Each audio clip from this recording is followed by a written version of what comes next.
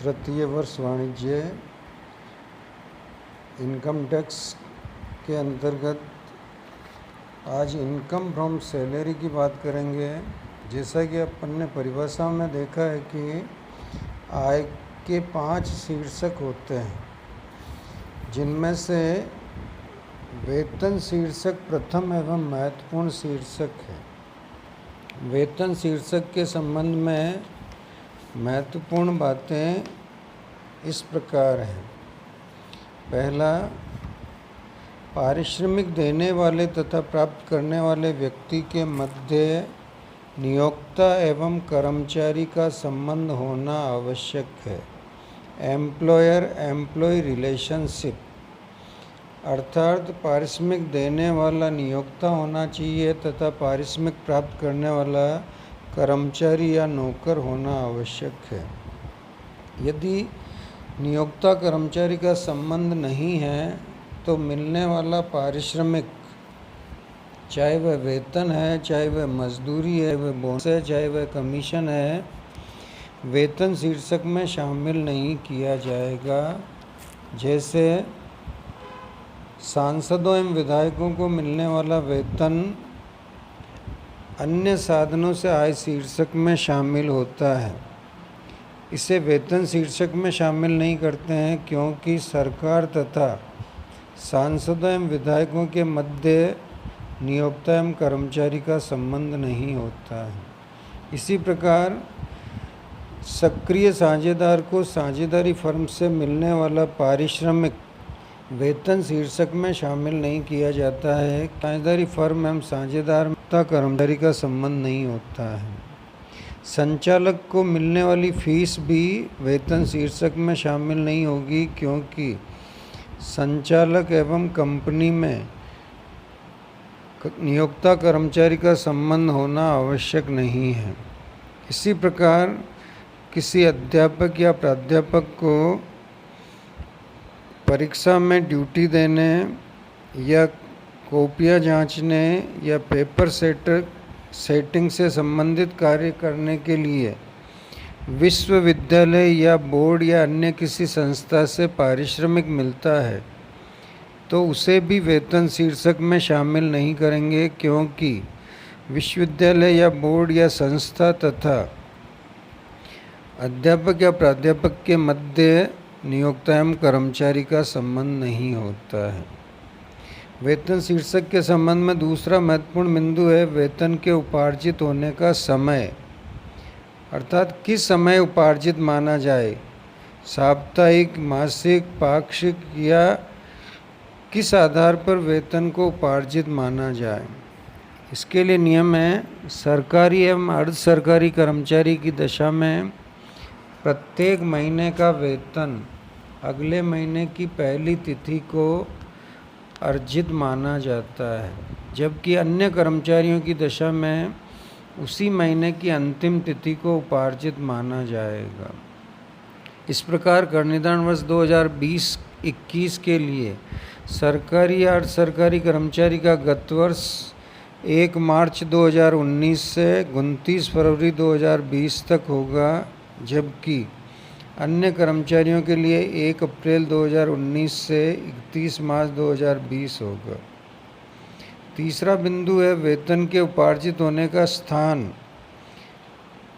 भारत में की गई सेवाओं के लिए वेतन भारत में उपार्जित माना जाएगा तथा विदेश में की गई सेवाओं के लिए वेतन उपार्जित होने का स्थान भारत के बाहर होगा। किंतु भारतीय नागरिक को भारत के बाहर सेवाओं के लिए सरकार द्वारा दिया जाने वाला वेतन या पेंशन भारत में उपार्जित माना जाएगा। चौथा बिंदु है कर मुक्त वेतन, टैक्स फ्री सैलरी। यदि नियोक्ता द्वारा वेतन चुकाने के साथ साथ आयकर का भुगतान भी कर दिया जाता है तो इसे कर मुक्त वेतन कहते हैं। ऐसी दशा में न केवल वेतन बल्कि नियोक्ता द्वारा चुकाया गया आयकर भी कर्मचारी के वेतन में शामिल करेंगे। पांचवा बिंदु है वेतन का स्वेच्छा से त्याग। यदि कोई कर्मचारी अपने वेतन का स्वेच्छा से त्याग करता है तो इसे आय का उपयोग माना जाएगा तथा ये कर योग्य होगा। लेकिन वेतन स्वैच्छिक समर्पण अधिनियम 1961 के प्रावधानों के अंतर्गत सरकार के पक्ष में जनहित में त्यागा हुआ वेतन पूर्णतया करमुक्त होगा। छठा बिंदु है, न्यायालय के आदेश से रोका गया वेतन भी कर्मचारी के लिए कर योग्य होता है क्योंकि उसने अर्जित कर लिया है।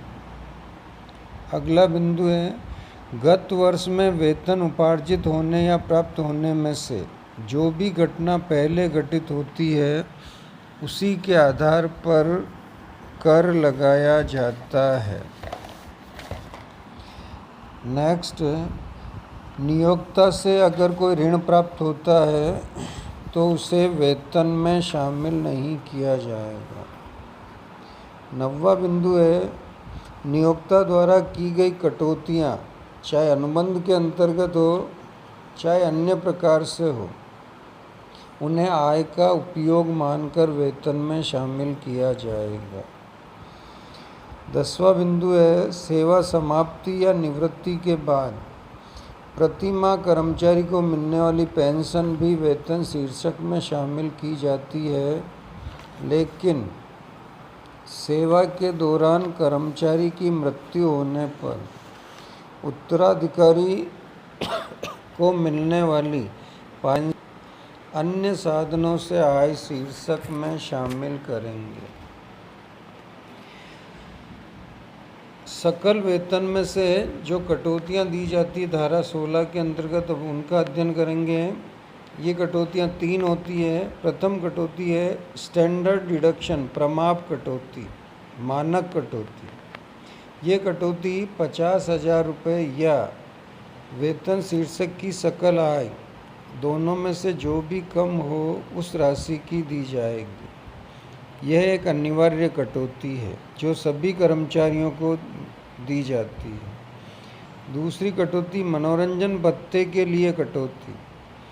यह कटौती केवल सरकारी कर्मचारी को निम्न में से कम राशि के बराबर मिलेगी। ए, गत वर्ष में प्राप्त मनोरंजन भत्ता। बी, मूल वेतन का 20%। सी, अधिकतम 5,000 रुपये। तीसरी और अंतिम कटौती है रोजगार पर लगाया गया कर।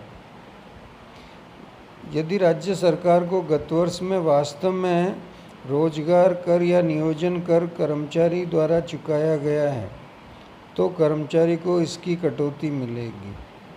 लेकिन कर्मचारी का रोजगार कर नियोक्ता ने चुकाया है तो पहले इसे सकल वेतन में शामिल करेंगे, इसके बाद कटौती दी जाएगी।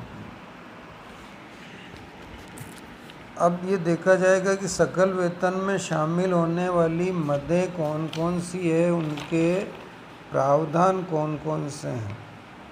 सकल में शामिल होती है, इसमें पहली मद है मूल वेतन, बेसिक पे। यह राशि सदैव कर योग्य होती है। यदि कर्मचारियों की नियुक्ति वेतन श्रृंखला पे स्केल में की जाती है तो प्रतिवर्ष उनके वेतन में वृद्धि होती रहती है और मूल वेतन की राशि बदल जाती है। कर्मचारी की नियुक्ति वेतन श्रृंखला में नहीं होने पर मूल वेतन की राशि स्थिर रहती है।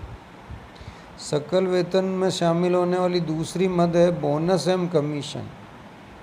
यह राशि सदैव कर योग्य होती है, चाहे बोनस एवं कमीशन बिक्री पर आधारित हो या समय पर आधारित। तीसरी मद है धारा 80 CCD में संदर्भित नई पेंशन योजना में कर्मचारी के खाते में नियोक्ता का अंशदान जो वेतन का 10% या 1 अप्रैल 2020 से 14% हो सकता है, कर्मचारी के वेतन में शामिल किया जाता है, जिसके लिए कर्मचारी को सकल कुल आय में से धारा 80CCD(2) के अंतर्गत कटौती भी मिलती है। चौथी मद है वेतन के स्थान पर लाभ, profit in lieu of salary. धारा 17 उपधारा 3 के अनुसार कर्मचारी को नियोक्ता से मिलने वाले निम्नलिखित लाभ वेतन के स्थान पर लाभ माने जाते हैं तथा कर योग्य होते हैं। ए, कर्मचारी को नौकरी से हटाने पर अथवा नौकरी की शर्तों में परिवर्तन पर अपने वर्तमान या भूतपूर्व नियोक्ता से प्राप्त क्षतिपूर्ति की राशि यद्यपि पूंजीगत प्राप्ति है, परंतु आयकर अधिनियम के अंतर्गत इस पर कर लगाया जाता है। बी, वर्तमान अथवा भूतपूर्व महत्वपूर्ण व्यक्ति बीमा पॉलिसी की मैन पॉलिसी के अंतर्गत प्राप्त कोई राशि जिसमें बोनस भी शामिल है।